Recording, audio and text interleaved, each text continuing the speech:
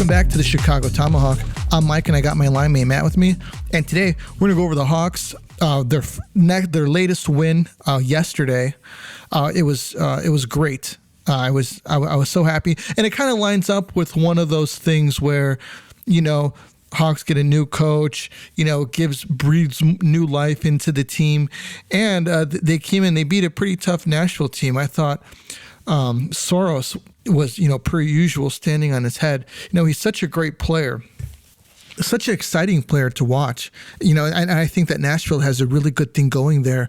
But, on the Hawks side of things, it was really good to see them finally, put in a solid effort and get rewarded for it in the end. And what a goal, what an overtime goal by a little back and forth between Kaner and DeBrincat. I thought the lines yesterday were pretty good. Kaner, DeBrincat, and Doc on that top line. I think I'd rather have Taves on that top line because he's just so solid at the dot, and it'll help you keep possession.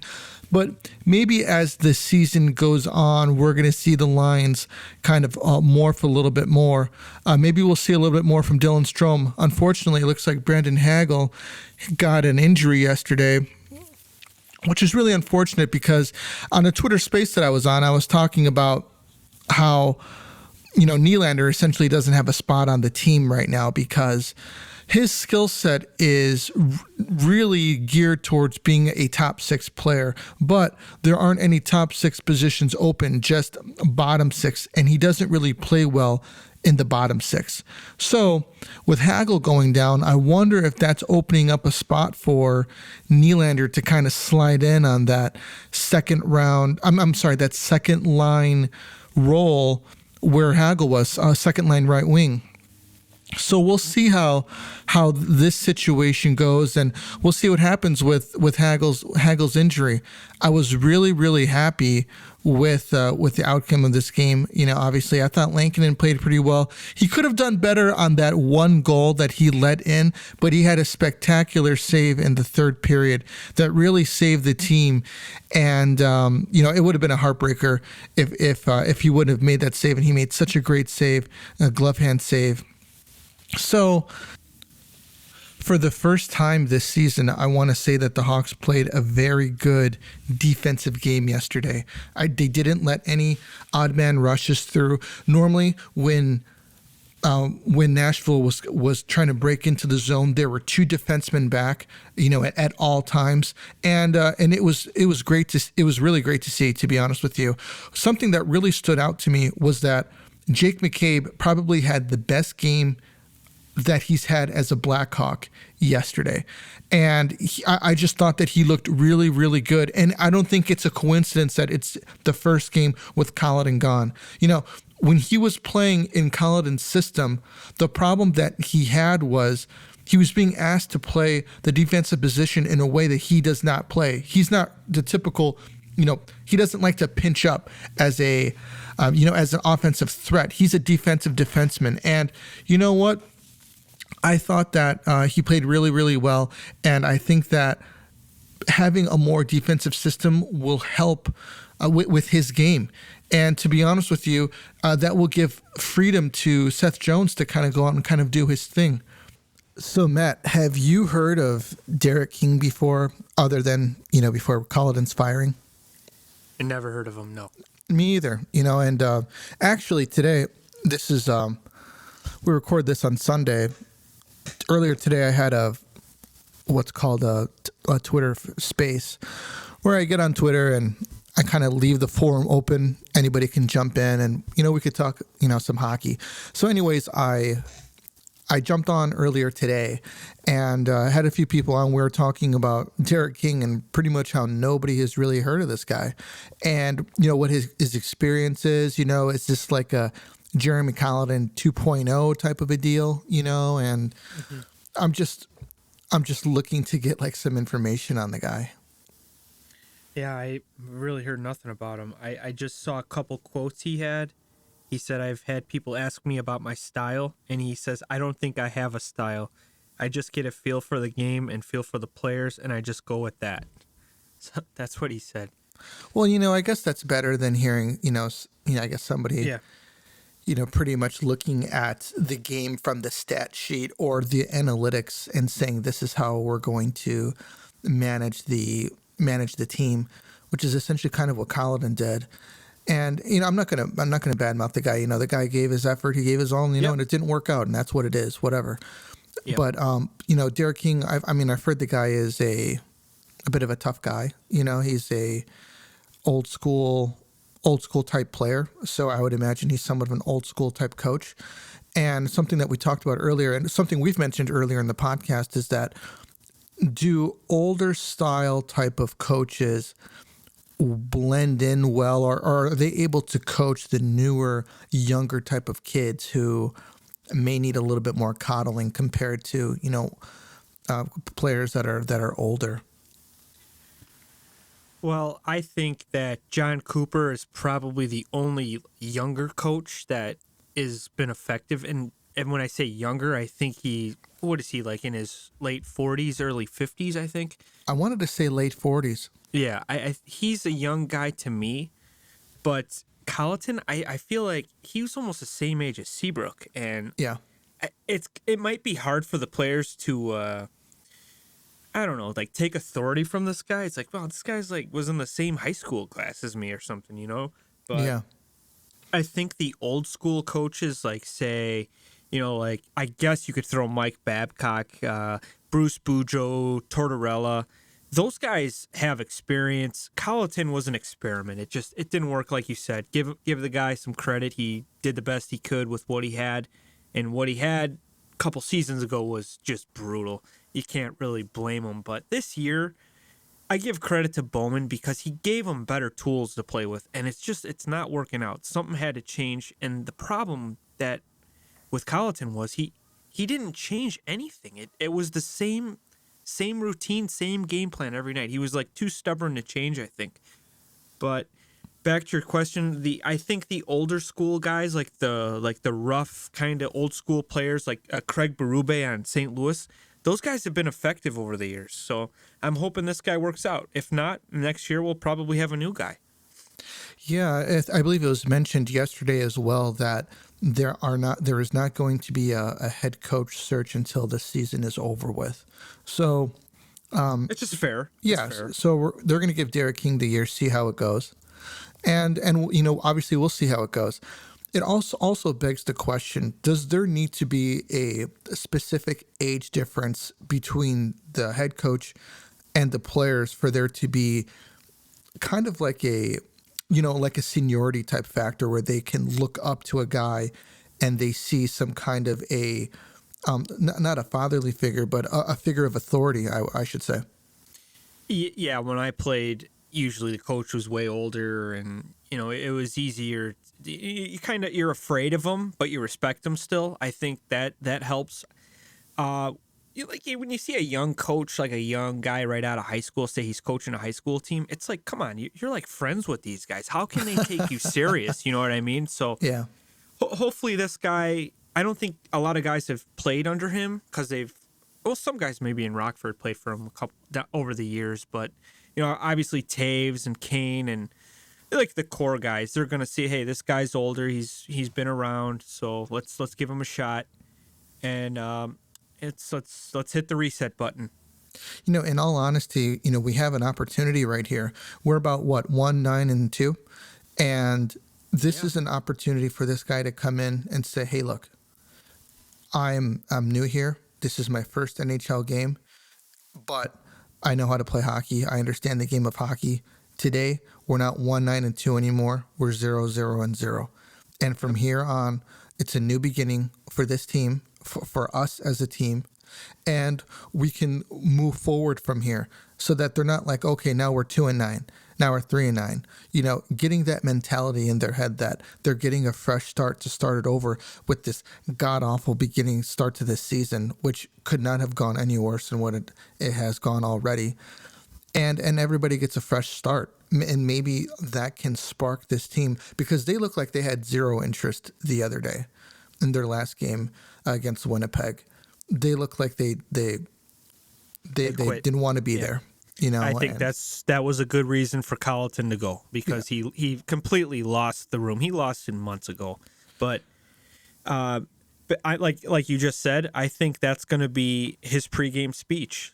Hey guys, new beginning. We're 0-0-0. Let's start here.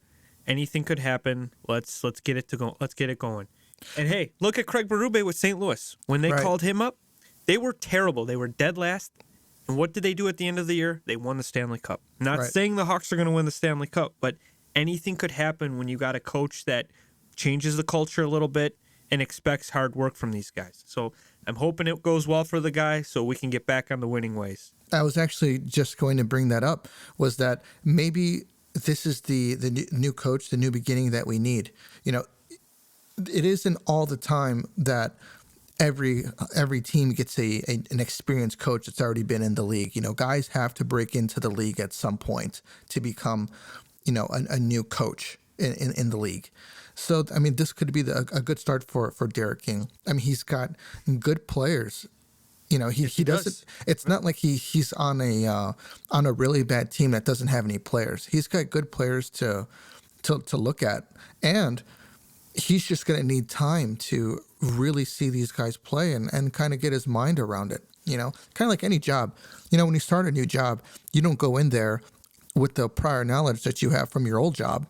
You know, you have to relearn a lot of things and do things the way that they work there, because, you know, your older job did something different. But at that same time, you take the experience that you have from your older job when you're like, hey, look, I see that you guys are doing things this way. This isn't working. We did this at my old place. This works. Why don't we give this a shot and let's see how it goes? You got a team with a new coach, and I'm sure that they're going to be looking to put the right step forward. They're not going to nobody's going to be like, oh yeah, we started the year 1-2. Who cares? You know, we got a new coach. These guys are going to come out, and I think that they're going to play hard. And I think that they're gonna give this guy a shot. I'm not talking about like the first game. I'm talking about maybe like the first 10 games we could see some change in the squad. And also Kalynuk's getting close to coming back, so maybe we can find a spot to dump Gustafsson, because he just has not been working, man. God. Oh, I know. It's so painful to watch him. It's been so bad. He pinches at the wrong time every single time. And all of them do, though. I hate to say it. Yeah. All our defense, they do it, and I don't know what the deal is with that. I didn't think we signed Derek King, or I'm sorry, not Derek King, Jake McCabe to be a puck mover and take chances like that. No way, dude. Like, I want you playing like Nicholas Jarmelson. You get that puck, you skate it to the red line, if you even do, and dump it in. You have no business to do that. That's Right. what we signed Seth Jones to do. Yeah, I agree. I think that he needs to get a look and just take a look at everybody's game. You know, it's like, what are you good at? Because I'm watching, you know, Jake McCabe trying to skate the puck up, you know, and it's like, it's not that he can't skate, and it's not that he can't pass. It's that this isn't his game. No. And they've got him, or I should say, Colin had him playing differently than what he is. I don't even want Connor Murphy to be doing that. Yeah, I mean, I don't either. You got guys that, you got Seth Jones doing that, and then, you know, like if I'm the head coach, I want one puck mover and I want one shutdown. Each pair, I want one with one. I don't want two puck movers together, because it doesn't work at all. It does not work. And with forwards, I believe in like duos, like say Taves and Kubalik, and then you fill a role player with them. Kane and DeBrincat, fill a role player with them, and then spread the depth out. I mean, I don't know what Collison was doing. I think he had some guys, like, I know he didn't like Dylan Strome, and we're tough on Dylan Strome too, but Dylan Strome is better than at least our fourth line at times. And if we can't score, it's nice to have a guy with a little skill to do that. And I know I'm one of his toughest critics, but come on, man, he's better than at least half the bottom six. Yeah, I think the problem with Strome is that it's almost as if that he gets down on himself, and it just makes his play even worse. Yeah, he's got like a mopey attitude. Like, he's not doing well. He skates to the bench with his head up, and then, you know, he's looking down all mad. But, I mean, don't forget, he had a really good season a couple of years ago. And maybe this new coach will give him a shot with DeBrincat, because I know those two love to play with each other on the same line. I mean, they do have chemistry.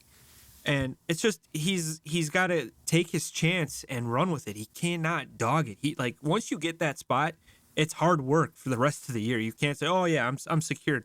And I think that was part of his problem last year.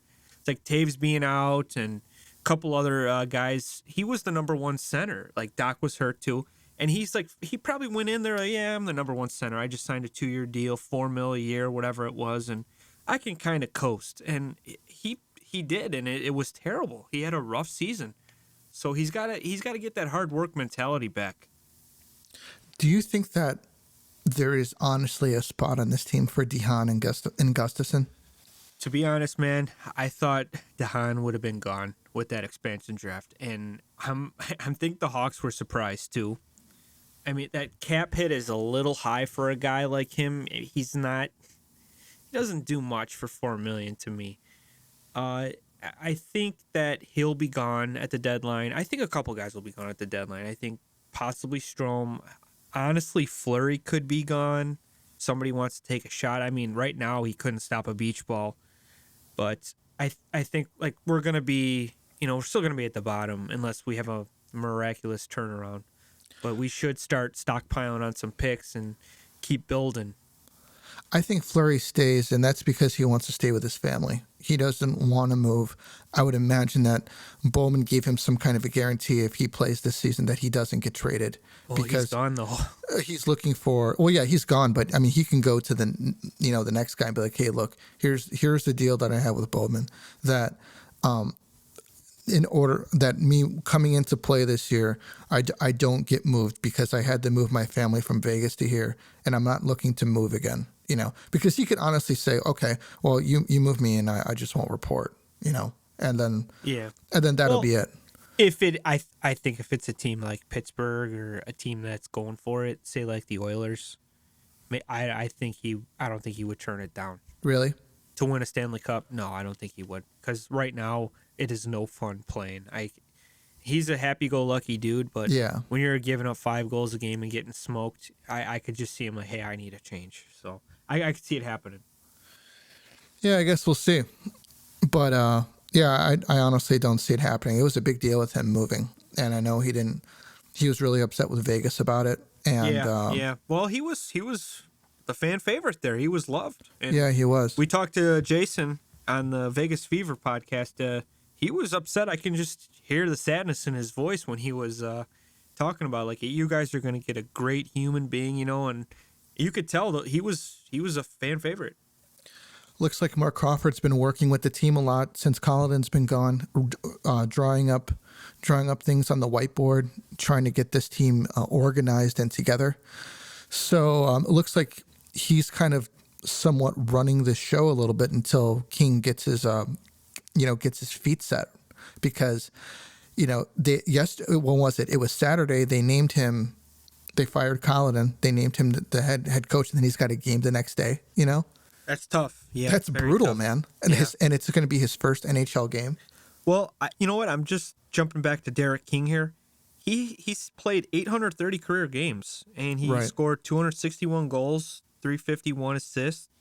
And he's a 3-time 30-goal scorer, and I didn't know that about him until I looked. But he's been around, man. So I think he understands the grind of the seasons, and he looks like an old school dude. And I think he's going to be fine. It just sucks he's got to play Nashville because they've always played well against the Hawks, and yeah, they have. It's a tough game. It's not like, hey, we're playing like the Coyotes, where you can kind of, all right, you can get some confidence, but. It's going to be a tough game for the Hawks. Yeah, it definitely is. It looks like Crawford's role is to like kind of transition the team with King and like explain to him like, hey, look, this is what they know. This is what they've been doing. What are we going to do to change what isn't working, kind of a thing. Looks like that's how they'll be working with each other. I was kind of hoping he would go too. Because you're going to feel like you got a little bit of that Colliton still left. I don't know. I don't really think so, because Crawford's played more he's coached more in the NHL as a head coach than the small sample size, we could say that with Colliton, if anything, I think that he gives NHL head coaching experience to Davidson as kind of somebody to kind of lean on in a way, Yeah, I know, but I just I kind of wanted a fresh reset, with Right. like he's been there all season, and you wonder if Colliton would lean on Crawford, or maybe hey, they butt heads and they didn't even get along at all. Right. So it could be different. We could see a totally different team. We're gonna see in the first period what kind of system they're running, if they got like playing the 1-2-3 or the one like the forechecking like their neutrals, their attacks. So we're Right. gonna see like how many chasers, how many guys we got sitting back, and I think they should tighten up, definitely. I think that especially against the Nashville team, because they're very pesky, I guess the word I'm kind of looking for there. Yeah. They'll take advantage of mistakes and bury you. And then they got a goalie who could stop everything, so that's not good either. Yeah. I guess obviously Thomas Meidel was gone, and Brookbank are both Sheldon Brookbank are gone. And it's really interesting times, man. But do you have any NHL news to give us? Kind of take us around the league really quick with some stories. Well, yeah, I guess the Carolina Hurricanes finally dropped their first regulation. Man, I wish it would have loss. been against the Hawks. It was close. We almost beat them, but the Panthers ended up beating them. And I don't know if you saw Ranta just get absolutely steamrolled. Yeah, I did. Yeah, I mean, I'm pro goalie, you know that. Oh yeah. And I would have stayed in my crease. And judging, I know it's different when the game's full speed, but we're obviously looking behind a screen. That guy, there was no way he was getting a clean shot with that defenseman right behind him. But Ranta went for it, played the puck, and that forward on the Panthers had nowhere to go. I don't think he should have been kicked out of the game, and I don't think it was a 5-minute major. I think Ranta took the chance, and hey, he's kind of fair game to me. And you know me, I'm pro goalie. I never want to see a goalie get rolled over like that, but Yeah. I think that that was a bad call. Yeah, there's been a lot of talk about it. Yeah, it's kind of like the hot thing on. You know what? A lot of people though are kind of leaning towards my direction with that, except the Canes fans. They don't want to see their goalie get rolled over like that. But Right. Yeah. fortunately, it was. I believe it. There's nothing that guy could have done to prevent that collision, and I don't think he hit him on purpose. But I mean, you're going full speed. You can't just stop like that. I'm sorry. And full speed on the ice is completely different than watching it from the stands. Exactly. Looks like Connor McDavid put on a one-man show the other day in Edmonton. Oh, goal of the year, and it's only November. Yeah, it was pretty incredible. If you looked at the score of the game, that tied at 5-5, and these are the kind of affairs that Edmonton is in. Could you imagine if they had a goalie? This would have been a 5-2 affair, probably. Yeah, that was a high offensive game, and the poor Rangers are probably watching that and going, "Oh man, how the hell did we let that happen?" 4 guys just on. You got to put a body on the guy. Yeah, but nobody if you played. can't catch. You can't catch the guy. You can't hit him, and he's just so damn fast and so good with the puck. The guy's the best in the league, and that's why. Yeah. Yeah, there was 4 guys there, and maybe playing the body. Everybody was trying to play the puck. Yep, and he went right down the middle, and that's a big no-no as a defenseman. You gotta stay close and force him to the outside. And Connor saw a lane open, and he took advantage, and the Rangers paid. Yeah, they paid big time. Yep. Did they end up losing that game? Yes, they did. The Oilers did win that game. Wow. Yep. So Brady Tkachuk was named captain of the, like you predicted, captain of the Ottawa Senators. I think everybody kind of knew it was coming. And I heard it was 50-50, though, with the Ottawa management. Oh, really? With Thomas Chabot and Brady Tkachuk. And it came down to they liked how Brady was off the ice. His workouts, his talking in the locker room, his leadership, and it ended up being the X factor, I guess, and they named him the captain. And it's a good choice. I think it's smart. Yeah, pretty incredible. At one point, he doesn't have the contract that he wants. Now that he does, signs long term, which means that he's willing to, stick around.